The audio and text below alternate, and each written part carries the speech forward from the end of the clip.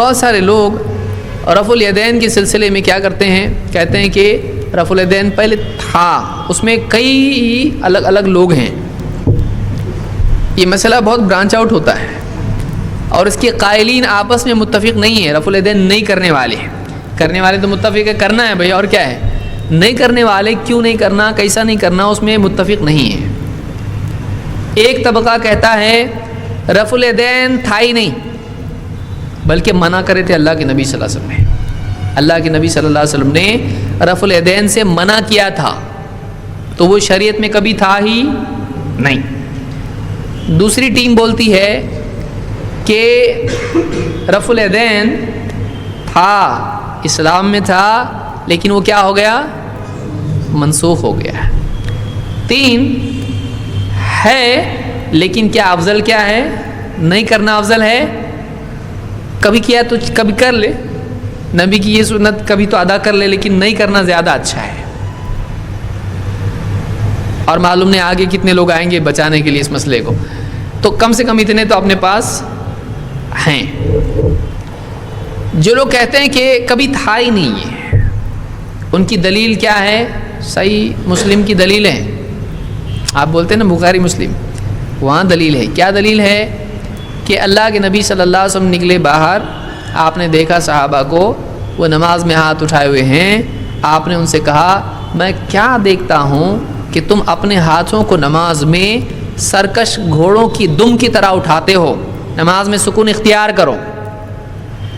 دیکھو یہ صحابہ ہاتھ اٹھاتے تھے اور اللہ کے نبی صلی اللہ علیہ وسلم نے ان کو کیا کہا، یہ ہاتھ اٹھانا کیسا ہے، سرکش گھوڑوں کی دم کی طرح ہے. تو ہاتھ اٹھانا ہی کیا ہے، یہ غلط ہے، نہیں اٹھانا چاہیے.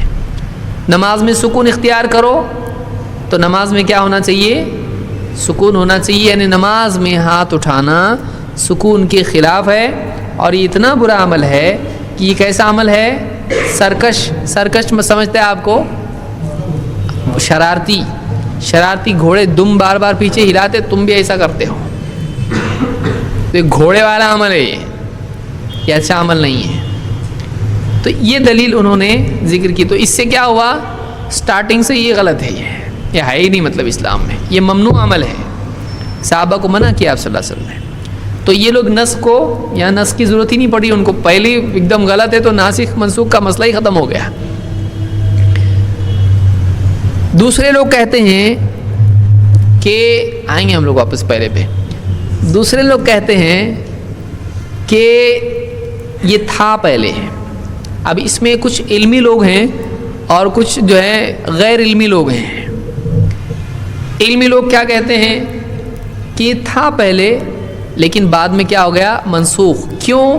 اس لیے کہ عبداللہ بن مسعود رضی اللہ تعالیٰ کی حدیث سے ہم کو ملتا ہے کہ انہوں نے کہا کہ کیا میں تم کو اللہ کے نبی صلی اللہ علیہ وسلم کی نماز نہ بتاؤں.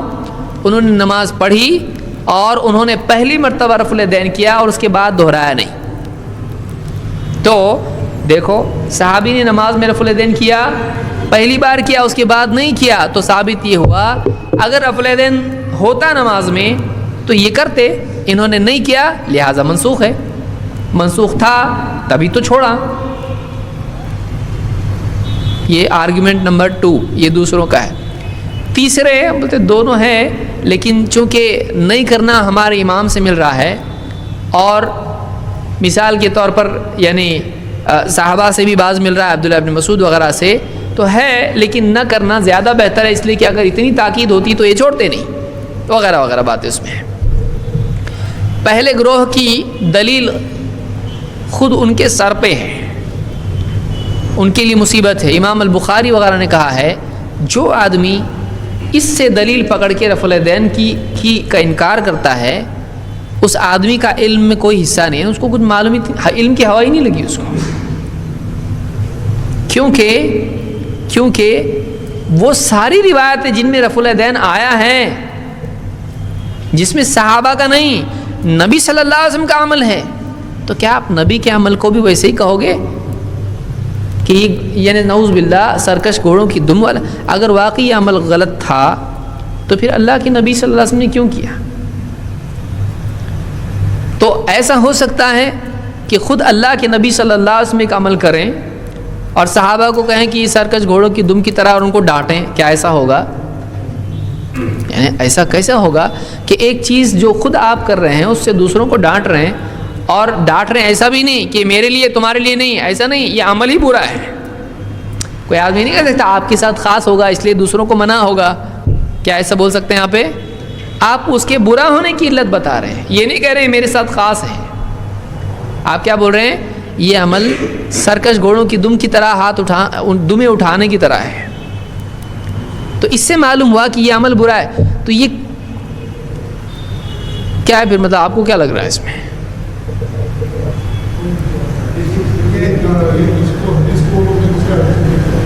اس حدیث کو میں فٹ کی ہے، کیسا فٹ کی ہے؟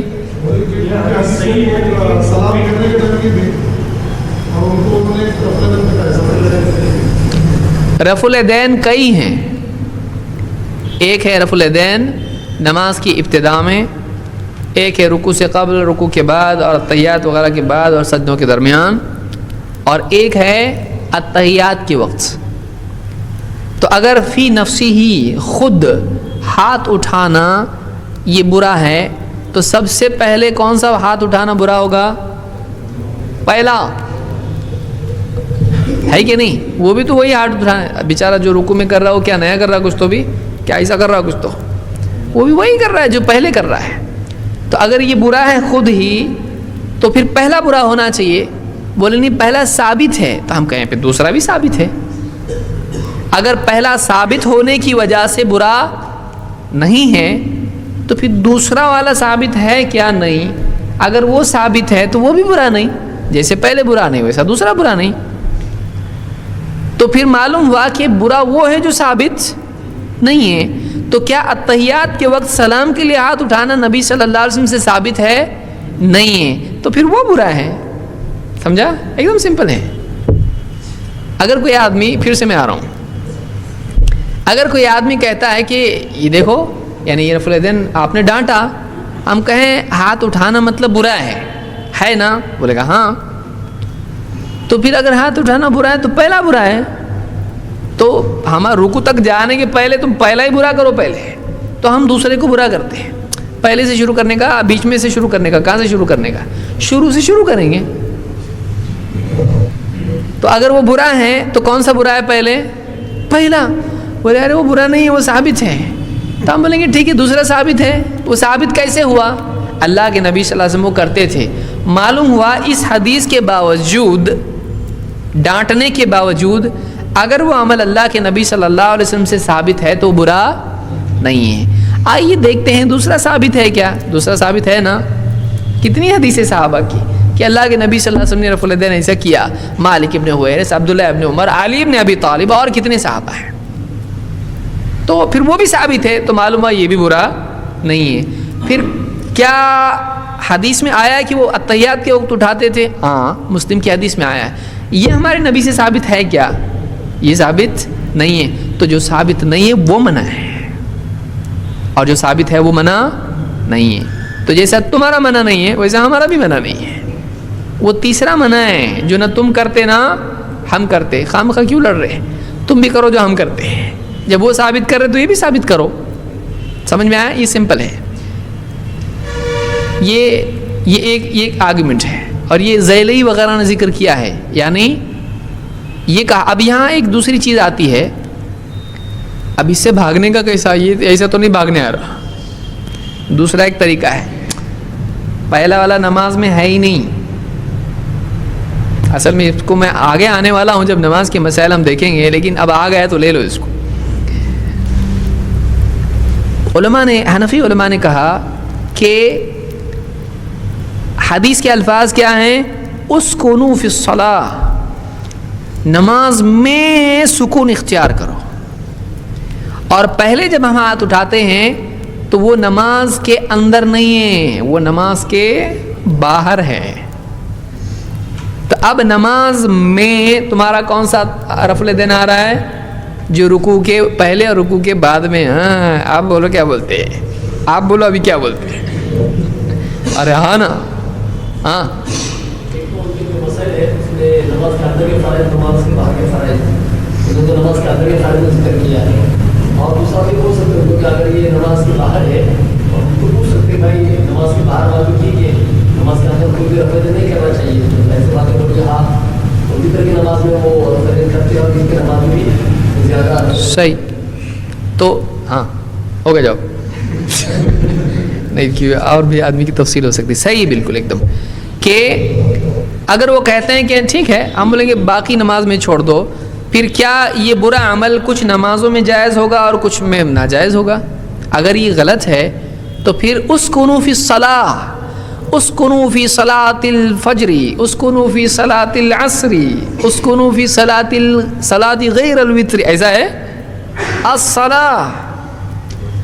تو کون سی اب آپ عموم کا معلوم ہے, آپ کو یاد آ رہا ہے عموم خصوص. اسکنوا فی الصلاۃ, نماز میں سکون اختیار کرو. کون سی قید ہے یا مطلق ہے؟ عام ہے یہ. کیا اس سے ہر نماز میں نہیں ہوتا ہے؟ تو وتر کی نماز کو اس میں سے نکالا گیا تو عموم کے بعد استثناء کوئی ہونا چاہیے کہ نہیں؟ تو معلوم ہوا کہ کس نماز میں سکون چاہیے. اب آپ کو سمجھ میں آئے گا عموم خصوص مطلق مقید وغیرہ سب استثناء. سمجھ رہا ہے نا ابھی؟ جب آپ نے کہا نماز میں سکون اختیار کرو, سوال پیدا ہوا کون سی؟ تو جواب کیا ملنا چاہیے؟ وہ بولیں گے نہیں یہ فرض نمازوں میں, سنت نمازوں میں. تو ہم بولیں گے باقی نمازوں میں کون سی حدیث سے ملا کہ اس میں نہیں چاہیے سکون؟ ہے کہ نہیں ہے؟ ہر نماز میں سکون چاہیے نا. تو پھر وتر میں چاہیے کہ نہیں؟ اور عید کی نماز میں چاہیے. عید کی نماز میں کتنا بے سکون ہے, بے چین. ویسا بھی بیچارہ بے چین ہوتا ہے, جلدی سے بھاگنے کا ہے دودھ لانے کا ہے شیر خرمے کے لیے,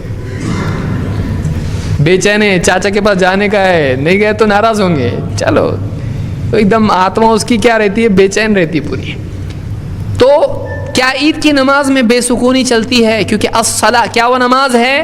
ہاں امام صاحب بولتے نا نیت پڑھاتے وقت 2 رکعت عید کی نماز پڑھتا ہوں واسطے اللہ کے, منہ میرا کعبہ شریف کی طرف, پیچھے اس امام کے 6 زائد تکبیروں کے ساتھ اللہ. تو بعض اوقات تو امام بولتے وقت بھول جاتا ہے کیونکہ سال میں 1 بار 2 بار نیت کرنے کی ہے. تو کیا یہ نماز ہے؟ اس میں بھی سکون چاہیے. پھر اس میں کیوں کرتے ہیں؟ اس میں ثابت ہے, تو پھر باقی نمازوں میں ثابت ہے نا. یہ نماز میں آیا نا. پھر جب تم نے منع کی حدیث دیکھ کر باقی نمازوں میں منع کیا تو تم اس میں بھی منع کرو. اور اگر نہیں تم کہتے ہو نہیں یہ ثابت ہے, حالانکہ یہ ثابت نہیں ہے. عجیب بات, کیا عجیب, اللہ رحم کرے. عید کی نماز میں رفع الیدین تخصیص کے ساتھ ثابت نہیں ہے, اس کو عموم کے تابع کیا گیا ہے.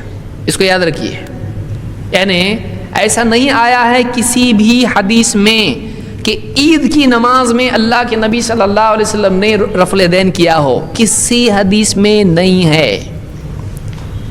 سلف نے, اہل علم نے, چونکہ تکبیر کے ساتھ آپ رفع الیدین کیا کرتے تھے اس لیے ایسا نہیں آئے گا فجر میں, ظہر میں, عصر میں, ایسا نمازوں کی قید کے ساتھ نہیں آیا ہے.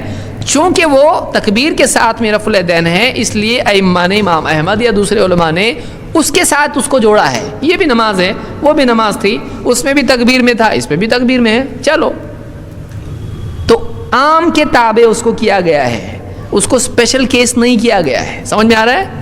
اس کے لیے اسپیشلی ذکر آیا ہے نہیں. تو اس میں تو ویسا بھی ہے نہیں.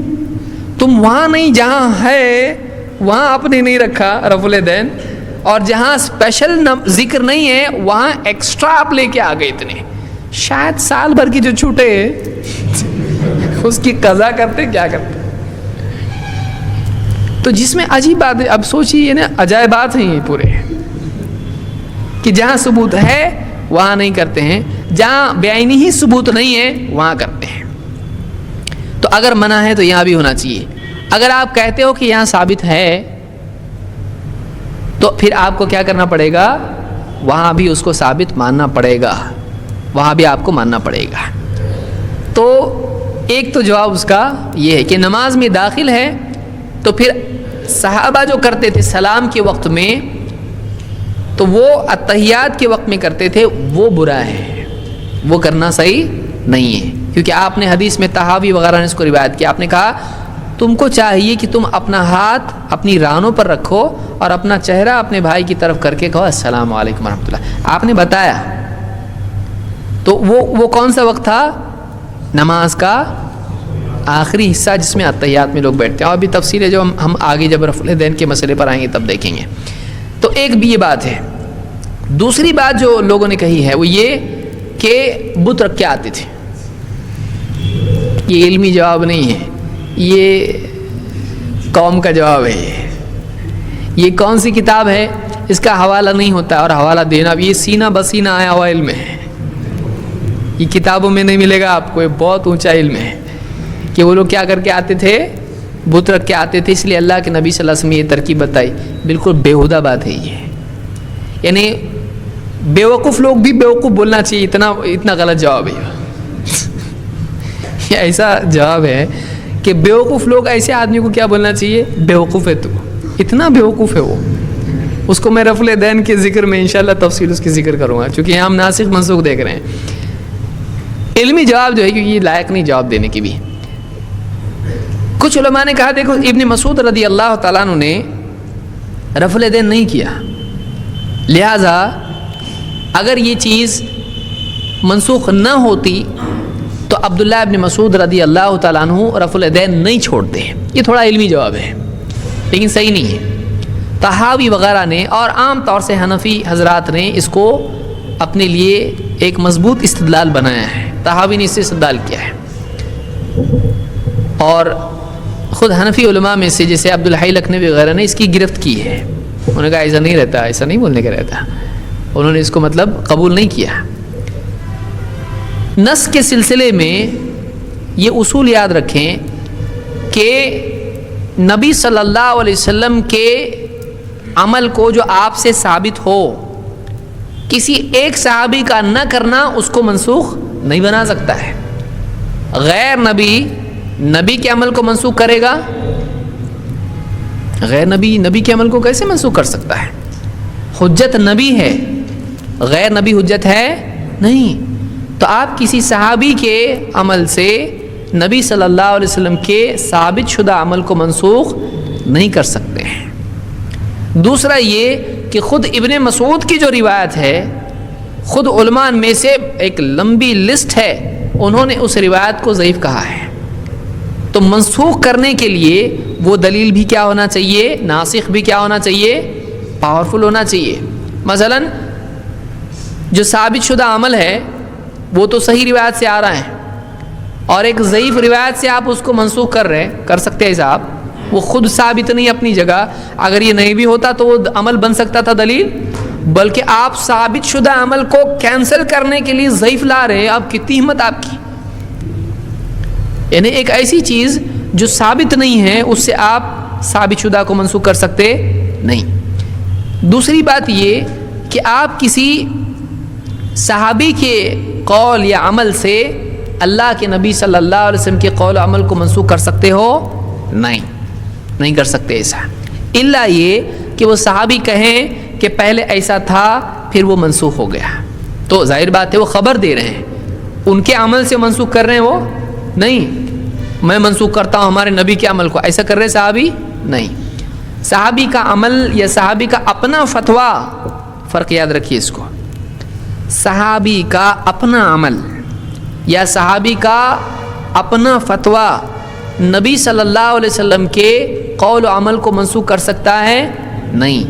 نبی پر صحابی اتھارٹی ہے کہ نہیں ہے، لیکن صحابی پر نبی صلی اللہ علیہ وسلم اتھارٹی ہے، تو آپ ایک نان اتھارٹی سے اتھارٹی کو کینسل کر سکتے نہیں کر سکتے۔ دوسری بات یہ کہ نسخ کے لیے قاعدہ ہے، نمبر 1 نسخ کے لیے، سمجھ رہے نا آپ کو کہ نہیں کہ بس ہو گیا یا اگلے اس میں لوں، ابھی لوں، ٹھیک ہے۔ ناسخ منسوخ کے لیے نمبر 1 یہ ہونا چاہیے کہ اس میں زمانی تقدیم و تاخیر معلوم ہونا چاہیے، کیا مطلب ہے؟ پہلے یہ تھا پھر اس کے بعد یہ آیا. تو پہلے ایسا تھا جیسے آپ نے کیا فرمایا، میں تم کو پہلے منع کرتا تھا قبروں کی زیارت سے، اب تم جاؤ. تو جاؤ بعد والا ہے یا پرانا؟ بعد والا ہے کہ حدیث میں معلوم پڑ رہا. تو آگے اور بعد والا، پرانا اور نیا، زمانے کے اعتبار سے اس میں سیکوینس کرنے آنا چاہیے کہ پہلے اللہ کے نبی صلی اللہ علیہ وسلم کا یہ معاملہ تھا، بعد میں آپ نے ایسا کیا. تو پہلی شرط یہ ہے اس میں زمانی تقدم اور تاخر ہونا چاہیے. اگر نہیں آپ فیصلہ کر پا رہے پہلے کیا تھا بعد والا کیا تھا، ہم یہ مثال کے طور پر کوئی آدمی کہے کہ پہلے رفع الیدین نہیں کرتے تھے بعد میں کرنے لگے، تو آپ رد کیسے کرو گے؟ کیوں؟ اس لیے کہ اگر ابن مسعود نہیں کر رہے، اگر ثابت مان لیا جائے اس کو، تو عبداللہ ابن عباس کر رہے ہیں، عبداللہ ابن عمر رفع الیدین کر رہے ہیں.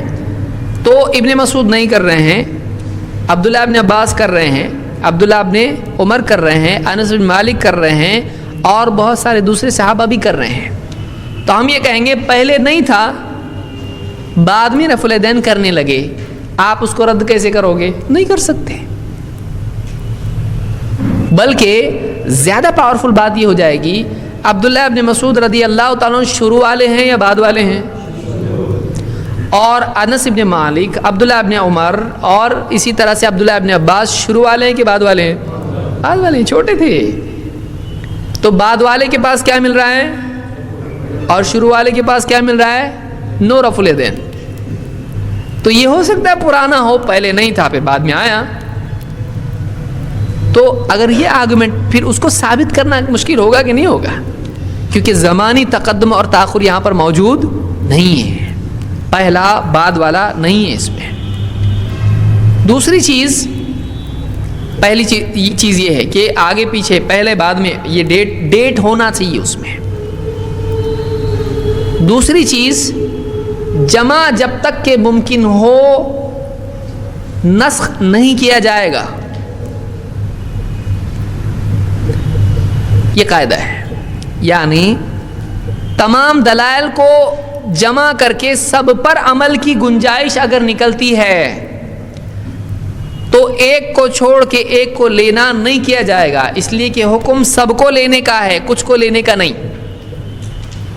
اب اس کو میں تھوڑا ایکسپلین کرتا ہوں اگر آپ کے اندر برداشت ہو تو. اللہ تعالیٰ نے کیا فرمایا؟ نبی جو دے اس میں سے تھوڑا لو.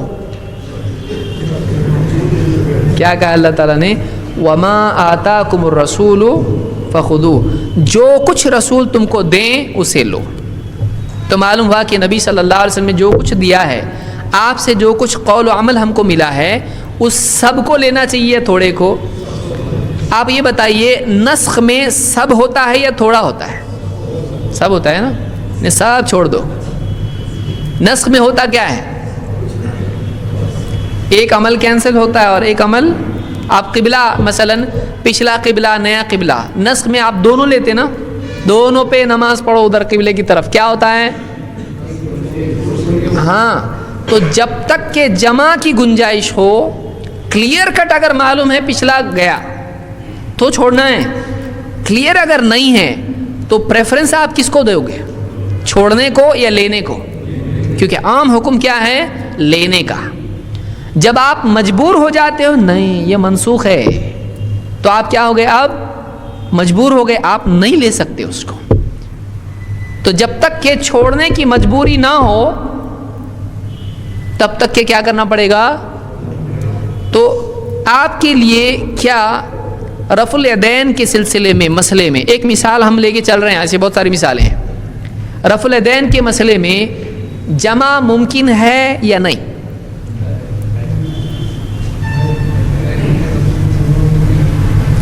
بولے جمع کس کو بولتے پہلے یہ بتاؤ.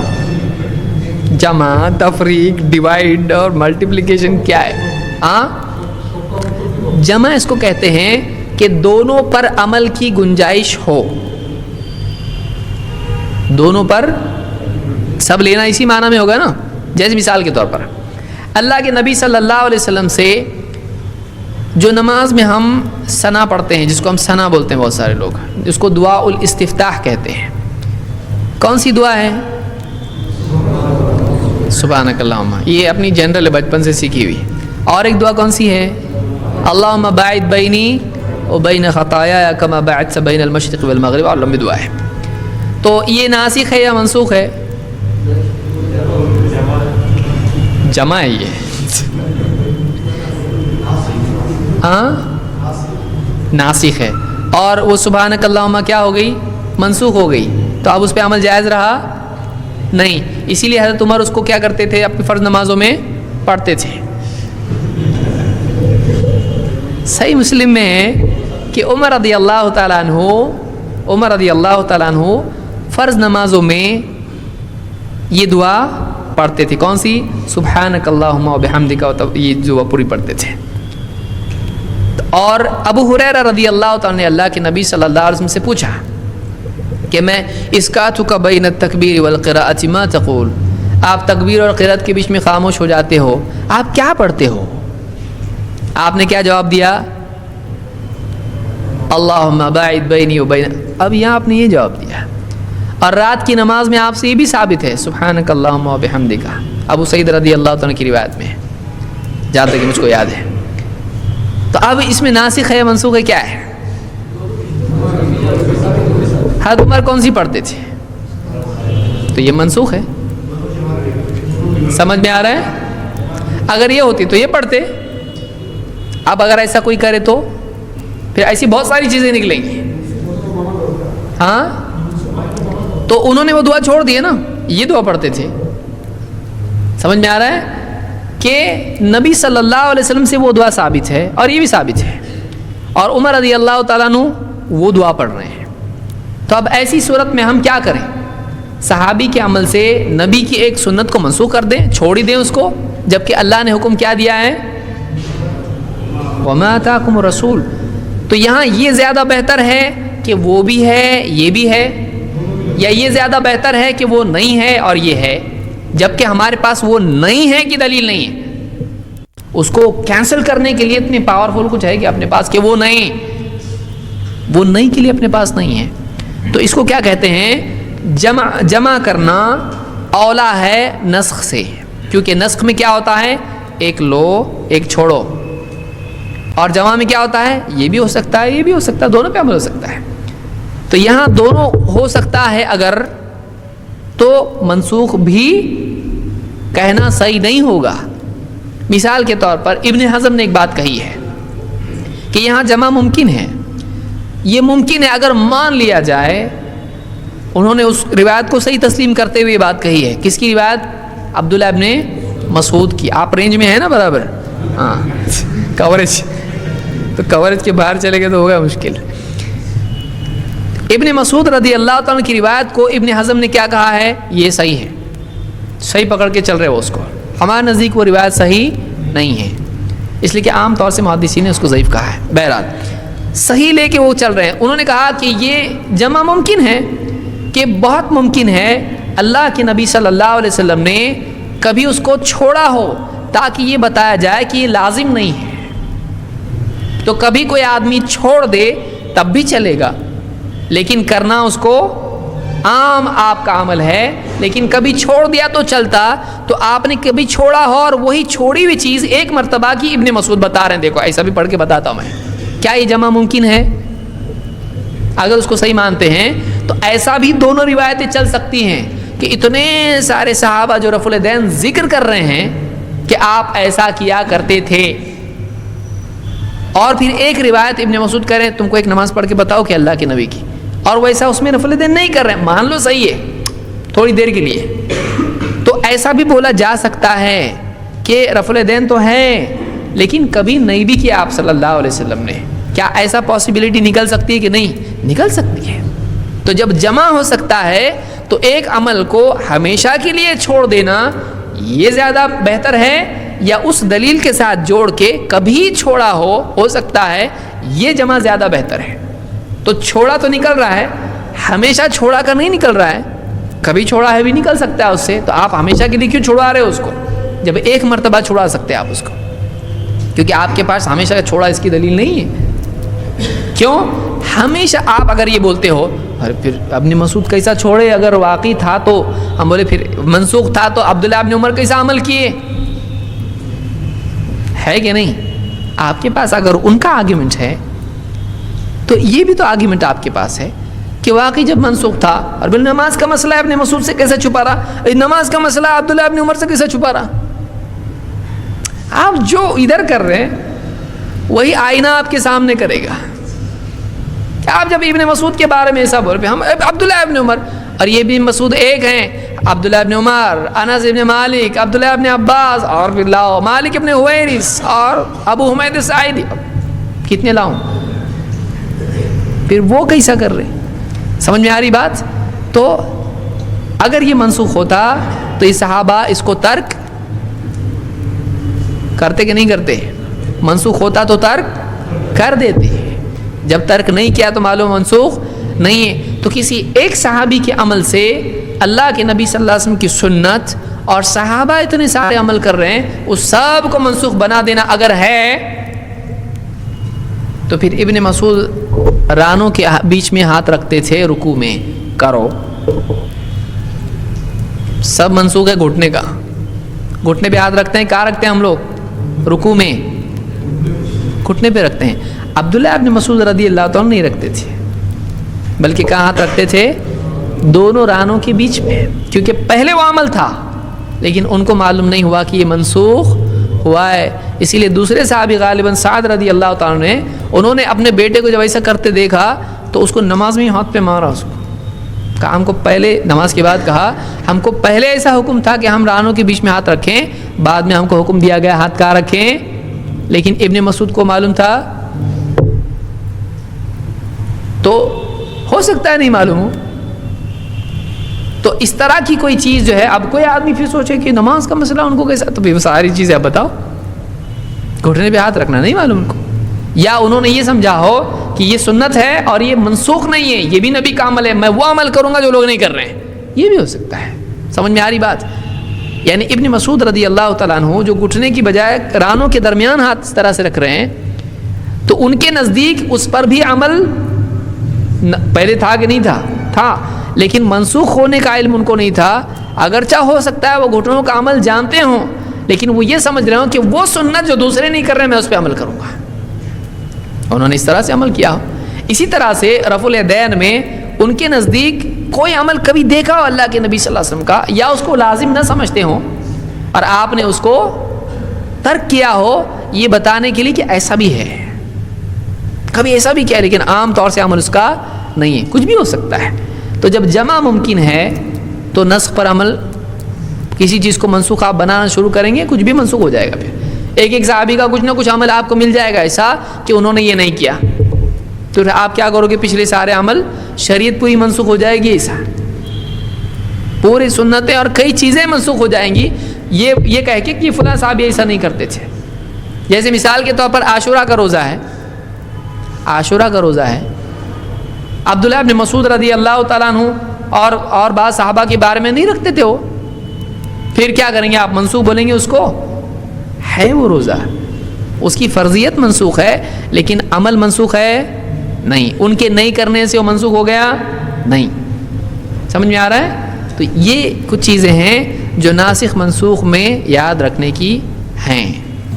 جزاکم اللہ خیر. آپ سن رہے تھے شیخ ابو زید ضمیر حفظہ اللہ کو، اور اس ویڈیو میں جو رفع دین منسوخ کہتے ہیں جو لوگ، ان کی تمام دلیلوں کا اور ان کے تمام جو جوابات دیے جاتے ہیں اس کا جائزہ لیا گیا. پھر چاہے وہ عبداللہ ابن مسعود رضی اللہ عنہ کی روایت ہو اور پھر چاہے صحیح مسلم کی شریر گھوڑے والی روایت ہو، دونوں روایتوں سے انہوں نے یہ بات ثابت کی کہ اس سے رفع دین کا منسوخ ہونا تو کہیں ثابت نہیں ہوتا. شریر گھوڑے والی جو روایت جو پیش کی جاتی ہے اس سے تو رفع دین عمل ہی غلط بتایا جاتا ہے، غلط ثابت ہوتا ہے. تو اگر اس سے کوئی منسوخ ثابت کرنا چاہ رہا تو یہ بات تو نہیں ہو سکتی، کیونکہ وہاں تو اس رفع دین کو ہی برا بتایا گیا، اور انہوں نے واضح کیا کہ یہاں پہ رکوع والا رفع دین تو نہیں ہو سکتا تھا.